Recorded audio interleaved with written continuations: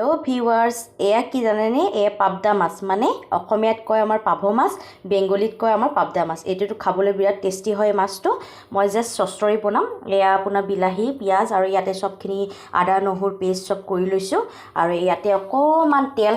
তেল দি দিম গৈ কাৰণ তেল অকমান দিলেহে আপোনাৰ ভাল হ'ব নহলে ফুটি থাকিব একদম বিৰাট ফুটিব আৰু চাবচোন দেখিছে কেনেকুৱা ফুটিছে নহয় মানে একেবাৰে মানে নকব আৰু একেবাৰে ওচৰত থাকিলে বম ফুটাৰ নিচিনাই ফুটিব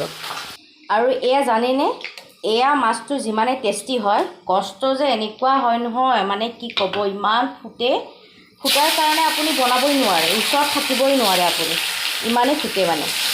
আৰু খাবলৈ বিৰাটেই টেষ্টি আৰু মই এখন চচ্চৰি বনাইছো আৰু এয়া বনাম আৰু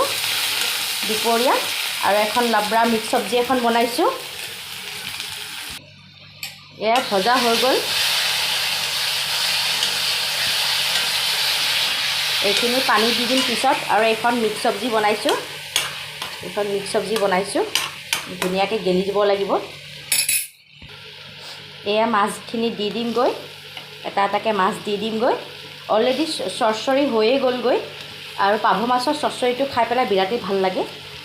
বেলেগ বিশেষকৈ দিয়া নিদিও চৰচৰি বিৰাট ভাল লাগে আৰু মেইন কথা কি জানেনে মই ইয়াতে কিন্তু সৰিহ নাই দিয়া দেই সৰিহ নাই দিয়া এনেই চৰচৰি বনাইছো পুৰা সৰিহ নিদিয়াকৈ বনাইছো আৰু এইখন সবজিখন চাই লওঁ ৰ'বচোন সবজিখন হ'লনে নাই